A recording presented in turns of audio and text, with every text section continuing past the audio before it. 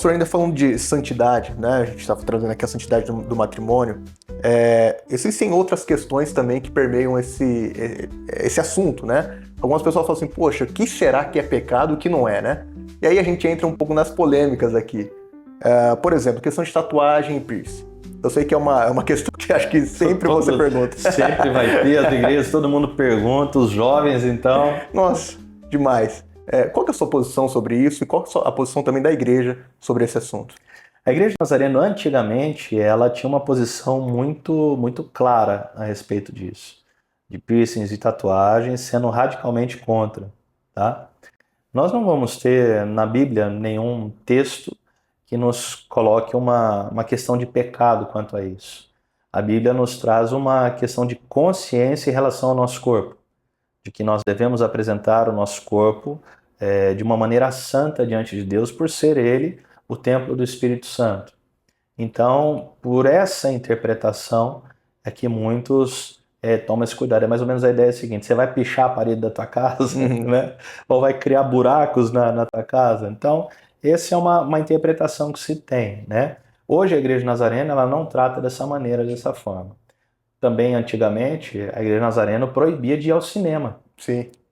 Né? Não podia ir no cinema, por conta da conotação que se tinha o ir ao cinema. Era um lugar de libertinagem, digamos assim. Também já não existe mais isso.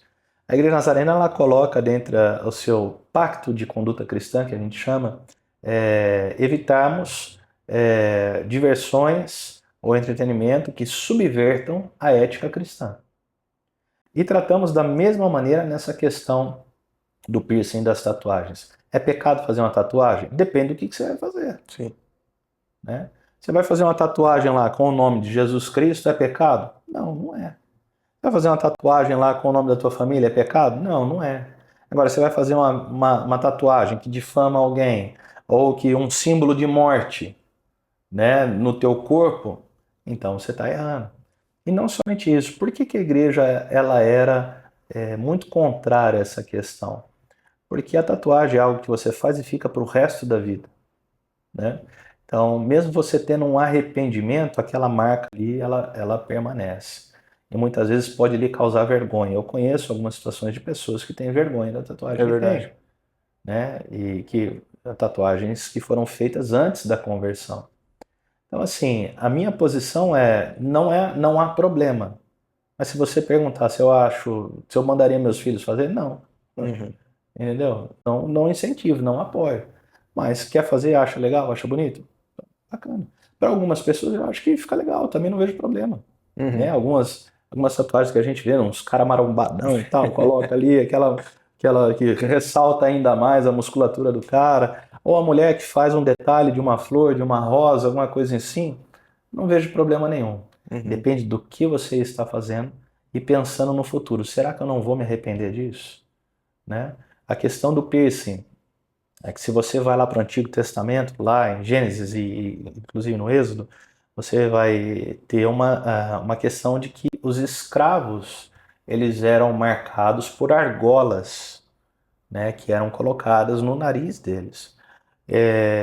Então, por conta desse conceito cultural, é que também muitas igrejas elas proíbem, e algumas proíbem sem saber o porquê também. Mas é uma questão cultural, é que nem o uso de véu em igreja. Uhum. Algumas igrejas colocam essa questão do uso do véu, né?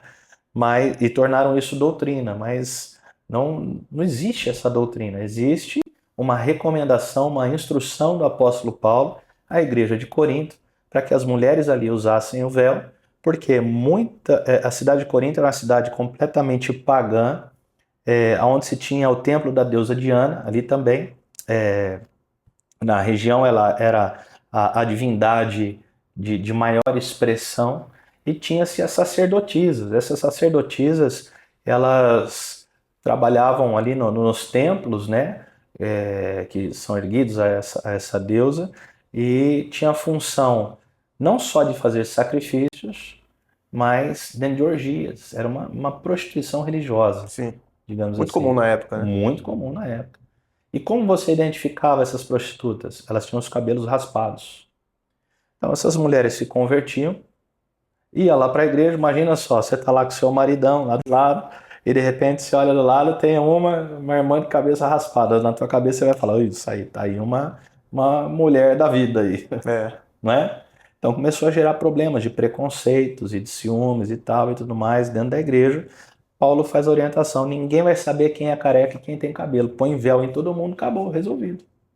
Então, era uma questão cultural, né? Era uma questão ali da região e da época, que não se aplica hoje, né? Que não faz sentido termos isso hoje. Não adianta você ter um véu na cabeça e uma televisão escondida dentro do armário de casa, né? Ou sim. outras situações que a igreja impõe que não funciona dessa maneira. Essa contextualização cultural é importante, né, Sim. pastor? Acho que nessa observação, Paulo fala, né? Tudo é lícito, mas nem tudo me convém. Acho que entra muito nisso, né? De você analisar o ambiente, analisar o contexto cultural e ver se vale a pena ou não, né?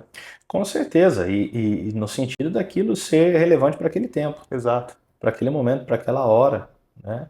Porque o que nós temos é que nos pautar nos princípios da palavra, nos princípios bíblicos. O que é pecado, segundo o princípio bíblico?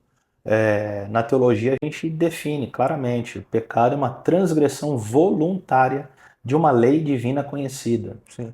Então, tem que ser feito de uma maneira voluntária, ou seja, eu sei que está errado e eu vou fazer mesmo assim.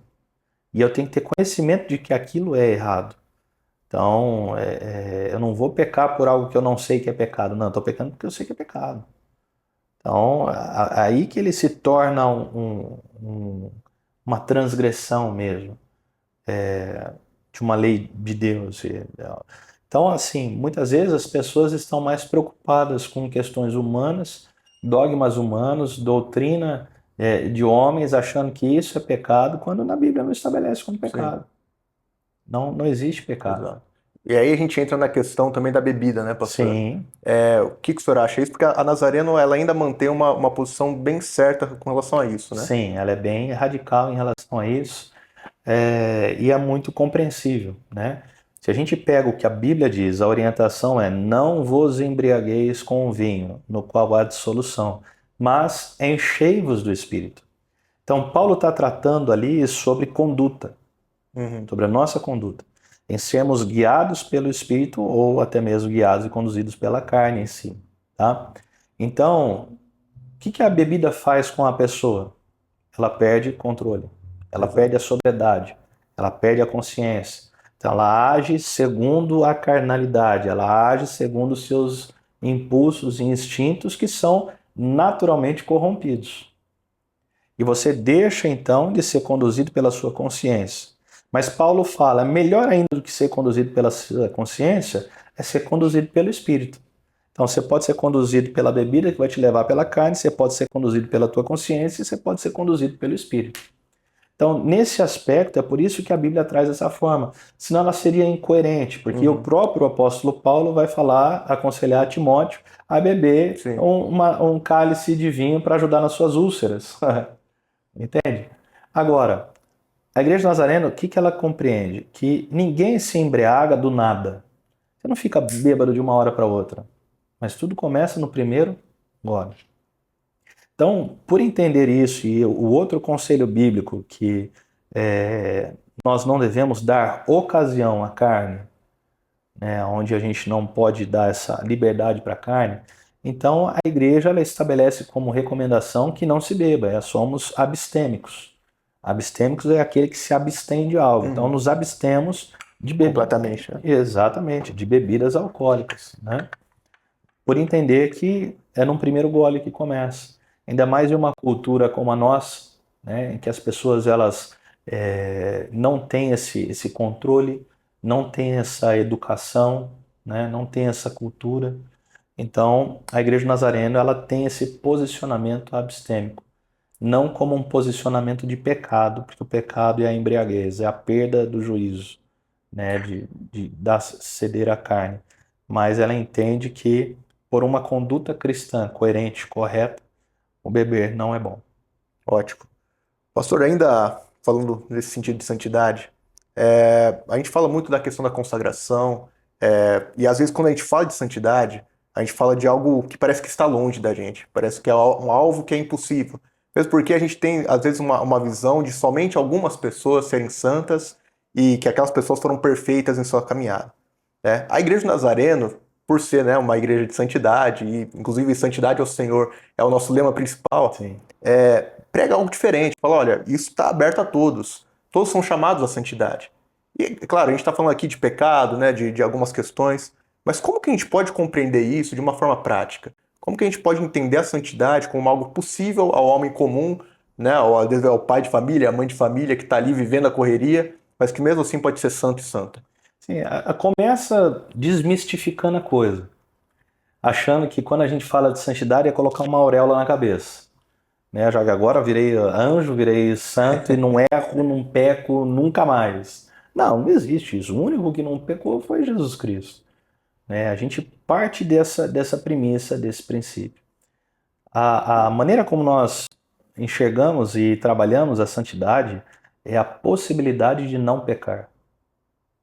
É você não ser arrastado pelo pecado. Não, eu tenho a possibilidade de não pecar. Eu posso não pecar. Dentro daquela perspectiva que o senhor explicou sobre o que é pecado, né? Exatamente. Dentro da ideia de que é uma transgressão voluntária. Então, tanto é que o texto de Gálatas, capítulo 5, 16 em diante, vai falar sobre o pendor da carne e o pendor do Espírito, Sim. o fruto do Espírito. Então, lá diz o pendor da carne. O que é pendor? É quando eu estou inclinado para algo. Então, estando inclinado para a carne, aí vai falar quais são as obras da carne, e elas são conhecidas, são prostituição, lasciva e toda aquela lista que tem ali. Agora, os que são guiados pelo Espírito fazem as coisas que são relacionadas ao Espírito. Então, muda a tua inclinação. E o que vem do Espírito? Lá em Gálatas 5:22 vai falar amor, alegria, paz, longanimidade, benignidade, fidelidade, mansidão, domínio próprio. São as características de quem está cheio do Espírito Santo de Deus. Então, essa santidade não se trata de uma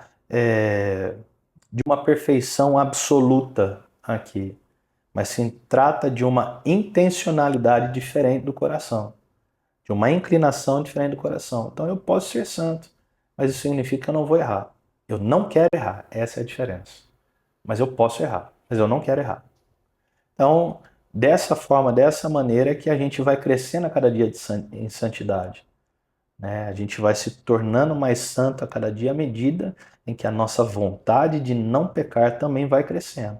Conforme a gente vai conhecendo a vontade de Deus, as leis de Deus, vai conhecendo o trabalho de Deus na nossa vida, do Espírito Santo dentro de nós, a gente vai crescendo, ela é progressiva.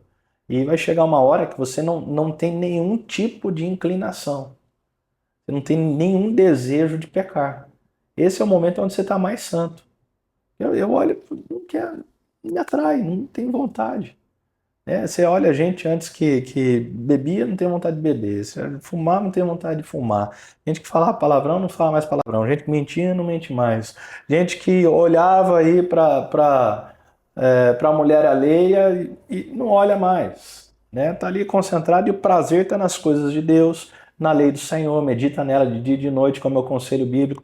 Então você vai vendo que essa santidade ela vai crescendo, ela vai sendo progressiva. E não é como uma infalibilidade, mas é uma intencionalidade de não errar mais. Bom, gente, então nós encerramos aqui o nosso Café com o Pastor. Pastor Daniel, obrigado por ter nos respondido esse momento precioso com a gente.